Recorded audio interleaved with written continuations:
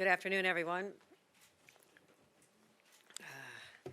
First of all, I want to congratulate President-elect Trump on his victory at the polls and commend our Vice President Kamala Harris for her extraordinary run, and my good friend, fellow governor, Minnesota's Governor Tim Walz, for an incredible hard-fought campaign that really lifted up so many issues that matter to Americans.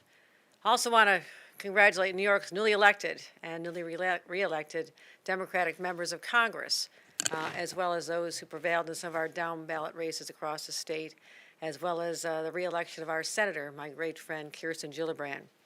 We'll need all of them fighting on our behalf in Washington now more than ever.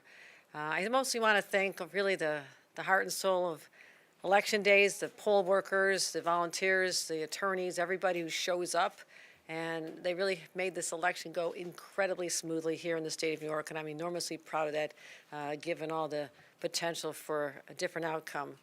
And it's thanks to them that this miracle known as an American democracy has survived every threat for nearly 250 years. I'm joining you here today with my partner in government, Attorney General Tish James, who I'll be introducing in a couple of moments. I'm joining you here today because I want to reassure all New Yorkers. And I know for many of you this is not the electoral result you had hoped for, but I will say this. We have weathered storms before. We've overcome pandemics. We've had to, in the aftermath of tremendous job losses, create thousands of jobs. After seeing huge spikes in crime, we had to reduce the crime rate dramatically.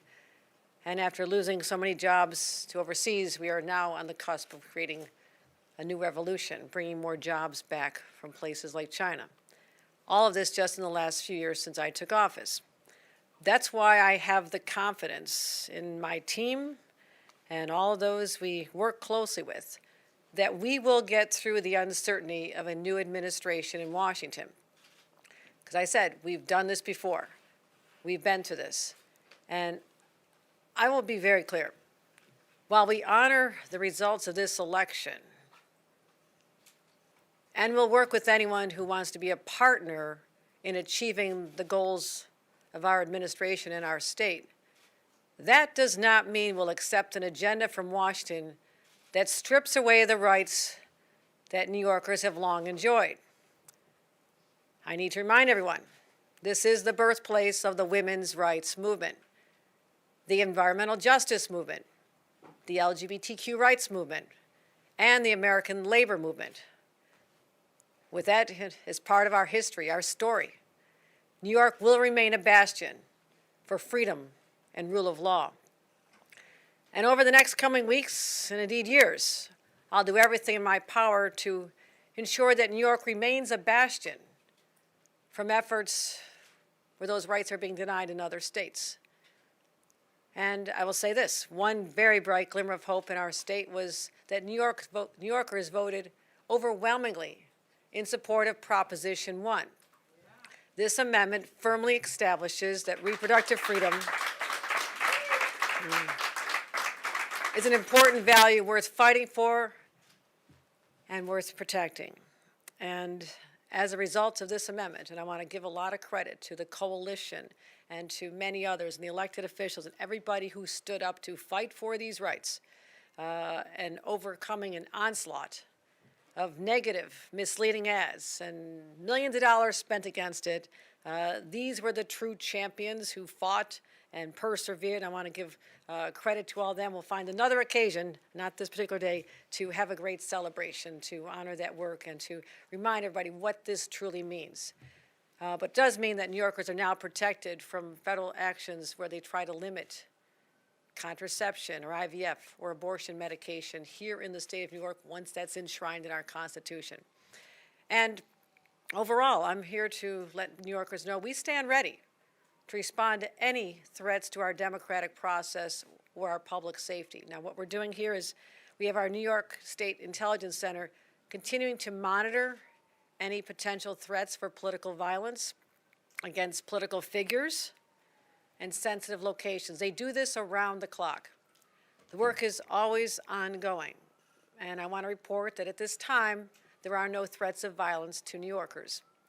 Our cyber incident response team is always vigilant to support our partners in response to any cyber threats or incidents in the aftermath of this election. And the New York State Department of State continues to work with state police to ensure that the convening of the Electoral College, which is in our state capitol on December 17th, will be safe, secure, and as smooth as our election was yesterday. And again, I want to thank the countless individuals who are involved in ensuring this success. And we'll always protect the right of our residents' First Amendment rights. And some may feel moved to protest in the coming days, coming years. We'll respect that right, but we'll always expect New Yorkers to express themselves peacefully. And there's a couple of other actions I want to announce today. First, I created the Empire State Freedom Initiative, focused on key areas that are most likely to face threats from the Trump administration. Again, reproductive rights, civil rights, immigration, gun safety, labor rights, LGBTQ rights, and our environmental justice. Our team will do whatever we have to do to identify any possible threats to these rights that we hold dear in the state of New York and protect New Yorkers. And this will include legislation, rulemaking, appropriations, and partnerships with our congressional delegation, and including the Biden administration at this time. And I know we're not alone in this fight. That's why I'm so proud to stand alongside my strong partner in government, Attorney General Tish James.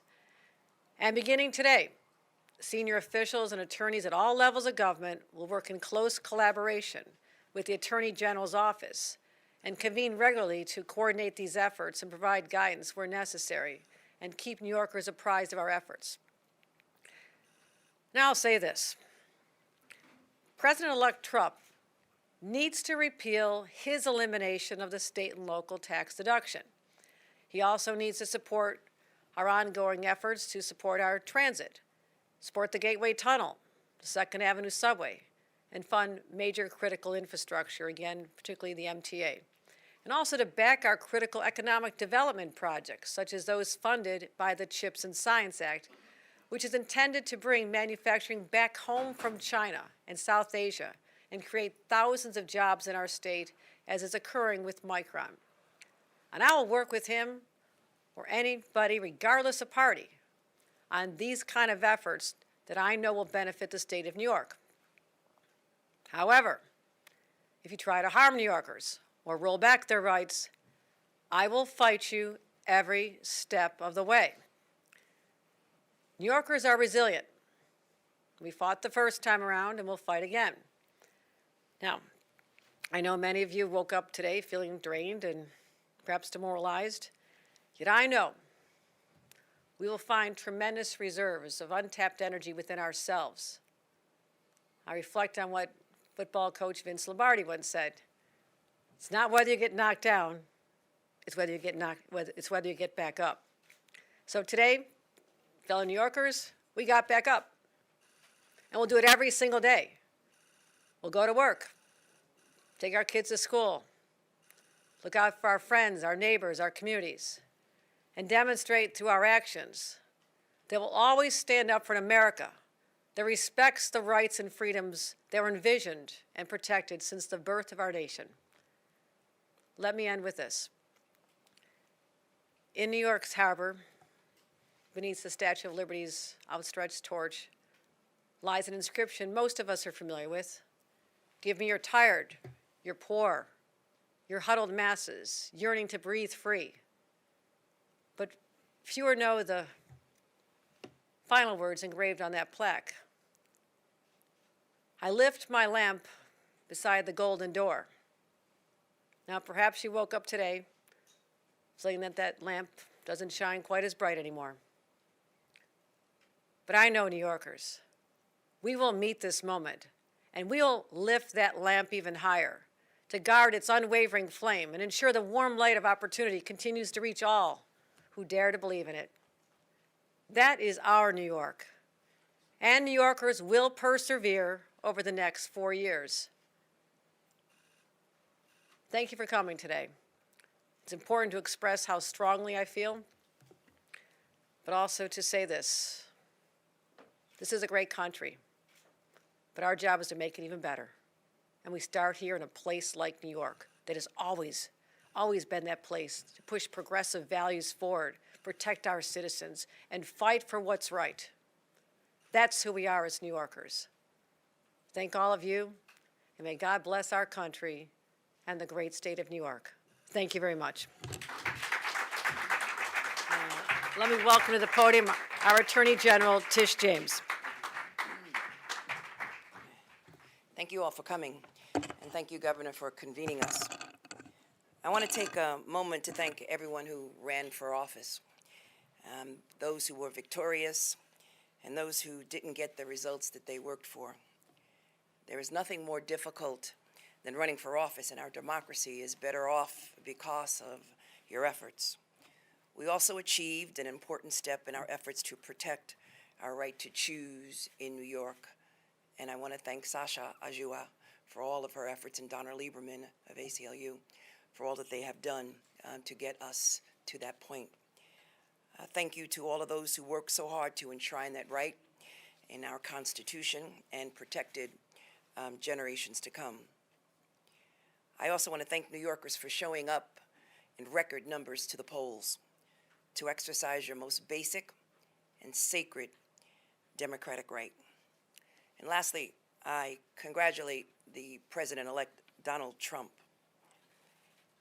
And if possible, we will work with his administration.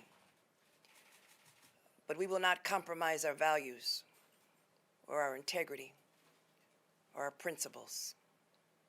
We did not expect this result, but we are prepared to respond to this result.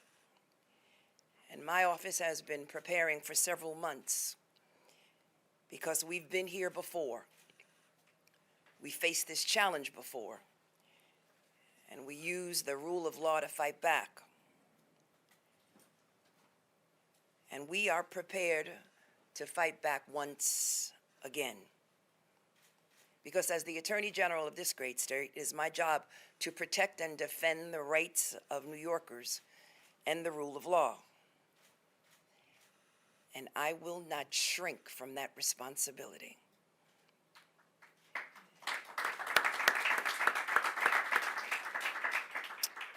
You see, between 2019 and 2021, the Office of the Attorney General took nearly 100 legal actions against the previous Trump administration,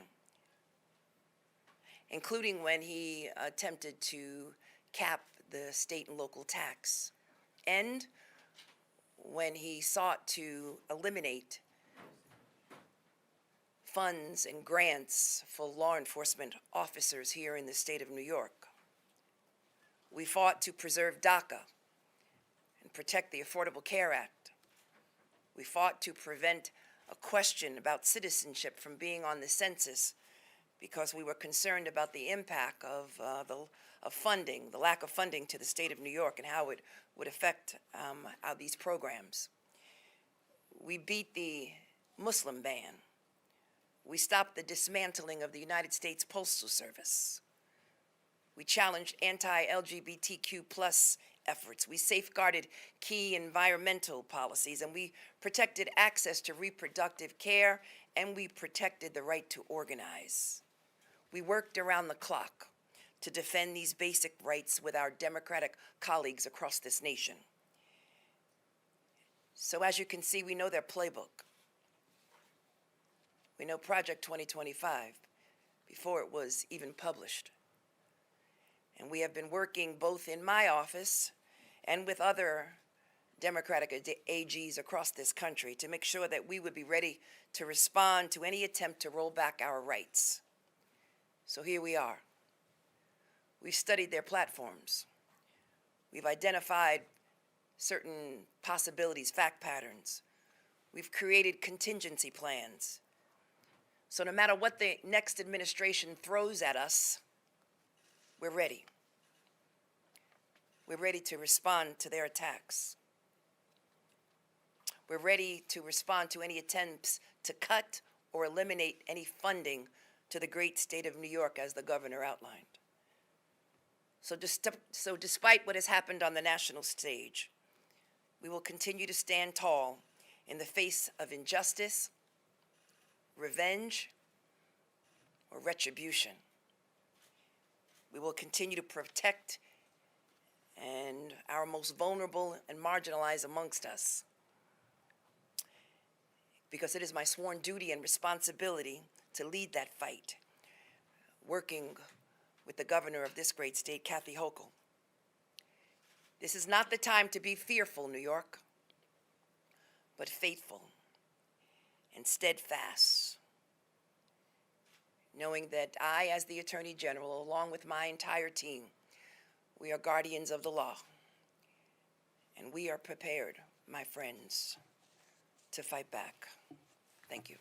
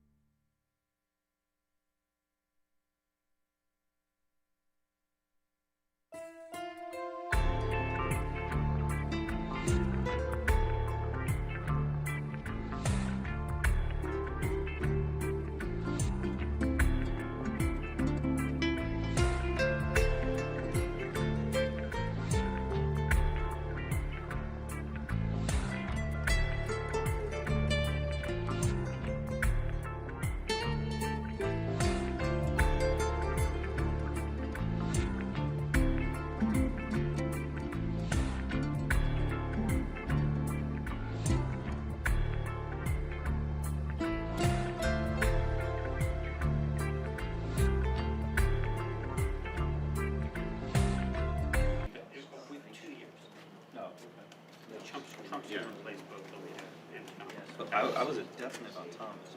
No, Alito.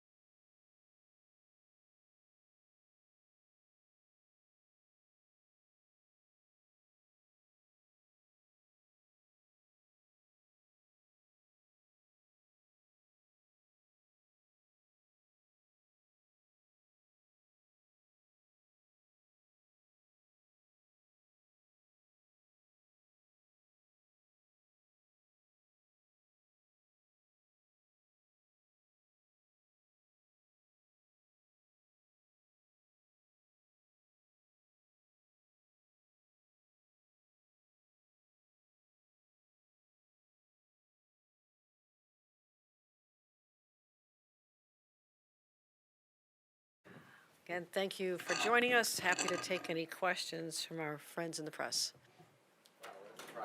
Let's start over here and work our way this way. Maya, you want to go? Yeah, Governor, from Politico, what are your plans in the coming weeks to insulate New York's healthcare system and shore up funding for providers worried about potential funding cuts to Medicaid and other programs? And also along those lines, are you going to try to accelerate the process of getting the MCO tax approved or Medicaid waiver extended? No, those are important questions. These are issues that we've been working on for months with the administration. They know we have a timetable. We know we have a timetable to get them done. In fact, we just had a meeting with my federal office in Washington on this. So yes, there is a list of initiatives that we want to get accomplished in the next few weeks. We put this together over the summer. We've been continuing to work with all the different agencies, especially CMS, to get that MCO tax taken care of. But other shortfalls will have to be addressed in our budget. I mean, that's what we will be having to take up if we see something that's important to New Yorkers, and there is a cut from the federal government, and we're not able to fight back and be successful. I have to game out all scenarios, so New Yorkers' health and livelihoods and educational opportunities and child care, none of that is compromised by what this administration does. So that's why many of those ought to be taken up in the budget with the legislature. Morgan? Hi, Governor. Two questions. Trump improved his margin from 2020 by 7 percentage points. Do you see this as a warning sign at all to Democrats? And also, Mayor Eric Adams says he would like to see President Trump or President-elect Trump make changes to sanctuary city policies, especially when it comes to ICE cooperating with law enforcement, when it comes to migrants convicted of crime. Is that something you would also like to see? Well, with respect to the outcome, you're the pundits. I would just say Democrats should never take any vote for granted. And that'll be part of the massive outreach that needs to continue beyond anticipation of the next election. But just, there's a difference between sanctuary cities and New York State. We are not a sanctuary state. We work with ICE when it comes to our northern border. We work closely with them because we've had people come in not through a legal program, not through the asylum program. So those are initiatives that we're already ongoing. So the mayor can speak for what he's going to do in the city. I will always be happy to address the state. Gloria? Madam Attorney General, I want to ask you, you mentioned retribution and revenge in your remarks. Trump has appealed the civil case, the $450 million judgment. I want to ask you specifically what you think last night's results mean for that. And more specifically, Trump has said that you should be prosecuted, and I'm quoting, for your role in the suit. He's also said that you should be arrested and punished. That's also a quote. And he said that he would support plans to prosecute you for election interference. Are you worried about any of that? So I'm of the opinion that faith and fear don't share the same space. I'm not fearful of Donald Trump. I've never been fearful of Donald Trump. It's unfortunate that Donald Trump would engage in these comments. At this point in time, as you know, the case is on appeal, and we are looking forward to the decision of the appellate division. Henry? Governor and Madam Attorney General, on Prop 1, you mentioned fighting back against any actions that the incoming Trump administration might take. What options exactly does Prop 1 give you against a federal abortion or gender-affirming care regulation or law? Can you explain exactly what action that you could take now that you couldn't take before? Yes, and I'm happy to actually, the Attorney General can answer. I can also have my counsel, who's been working on this intensely, explain that these are rights that are now enshrined in the Constitution, but I'm also, and I'll let them answer, but I'm also concerned about federal regulatory action, like Donald Trump putting someone who's anti-reproductive freedom in the Department of Health and Human Services, or those agencies that would determine whether or not medication-assisted abortion is legal, or even mifepristone, or maybe even contraceptions. I mean, these are regulated by the federal government, the FDA and other agencies, and so that's sort of the pressure point for us. And that calls upon us through this new initiative I'm announcing today that we anticipate the worst and hope for the best in some of these areas, and that would be also if we feel we need to stockpile, just like we talked about the last time when we thought there could be a Supreme Court decision that banned some of these medications that women used. So, Attorney General, do you want to answer? The attorney? Okay, Brian, this is my counsel, Brian Mahana. Good afternoon. It's hard to anticipate exactly what sort of challenges the federal government might undertake that would potentially undercut New Yorkers' reproductive rights or other rights that are now greater protected by Proposition 1. I mean, what the proposition does is enshrine in our statute a certain set of, enshrine in our Constitution a certain set of rights in broad respects. And so, depending on what the federal government does, the state government may have some responsibilities to further protect those rights, or may have some authorities or additional legal justifications for resisting federal encroachment. So, yes, the federal government certainly has, if they were to enact a statute, federal law would apply to the extent that it's not, that there is not a 10th Amendment or other sort of states' rights justification for resisting a federal policy. But I would say it's not possible to sort of anticipate every different type of way that the federal government may seek to interfere with those rights. But what we have done is enshrine in New York state law and the New York state Constitution additional powers both from the state government to resist federal threats and for individual New Yorkers to do so as well. Can I just add on something on that, though? Also, you're talking about threats from the federal government. It also matters who's sitting in the governor's seat. To run against someone, as I recently did, who openly said that he'd put in someone who is what he called pro-life, in key positions in the administration. I think that's what you also have to be aware of. New Yorkers need to be aware of, that this is further protection against someone who could be sitting in this seat, who is hostile to the rights of women. So it's not just federal protections, it's also state protections. Let me just quickly say this. The question that you're posing is whether or not New York would be preempted by a federal policy, a regulation.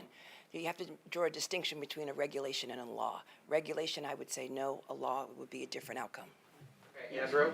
One for the governor and one for the attorney general. For the governor, the Riders Alliance and some environmental groups are asking that you now, today, lift the pause on the congestion pricing so the MTA can begin it 30 days from now, and that it would be harder for President-elect Trump to dismantle if it's already on.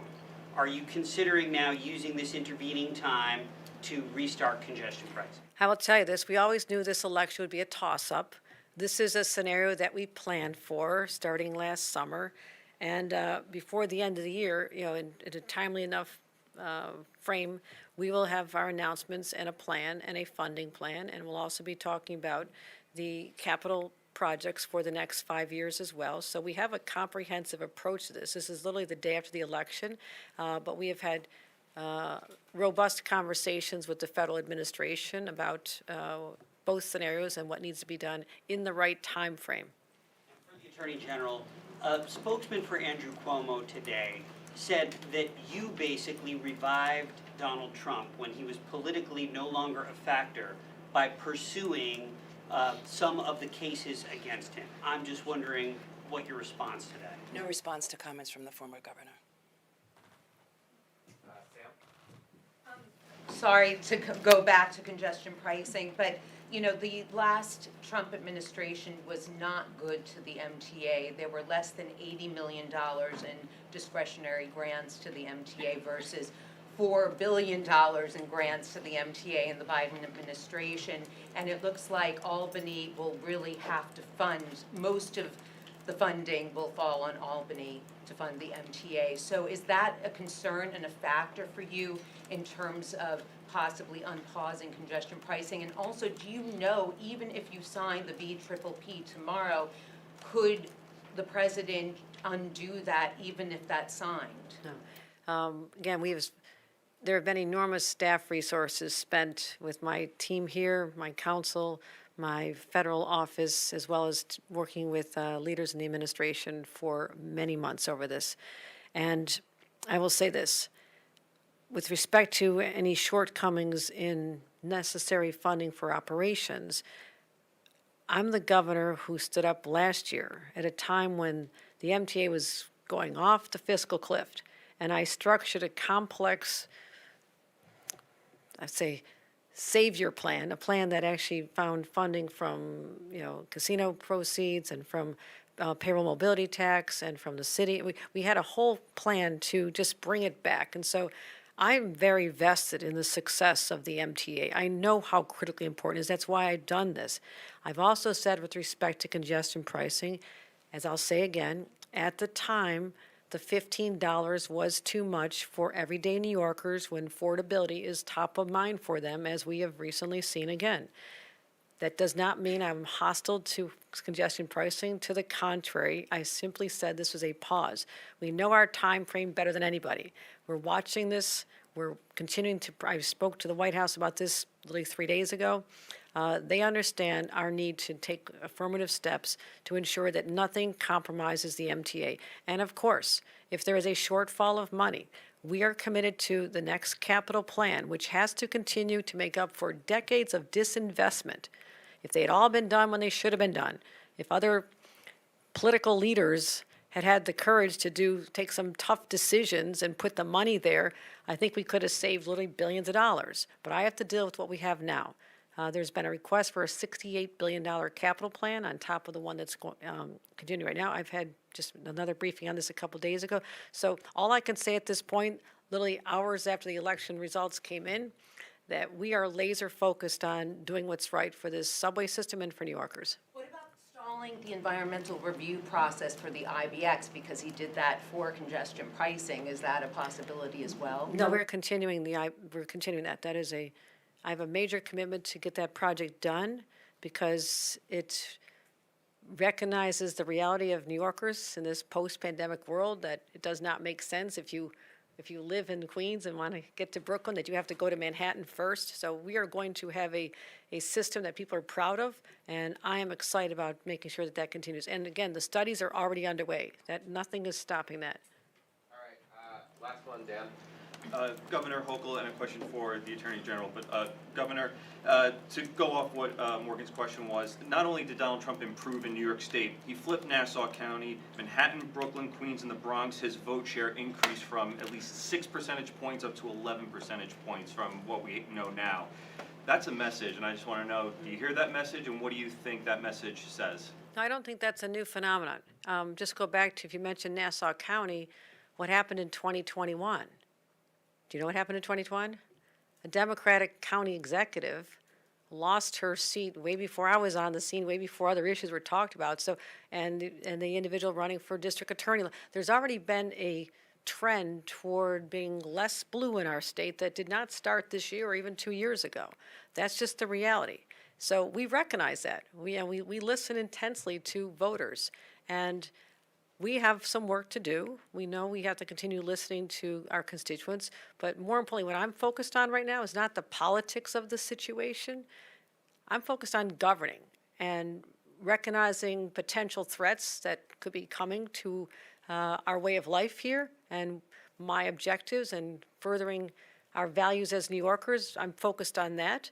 I'm also focused on finding ways to, increase affordability, reduce crime, make sure people have more housing, and as we continue working on all those, the politics will take care of itself, but we cannot ignore certain populations in our state that feel taken for granted. I understand that.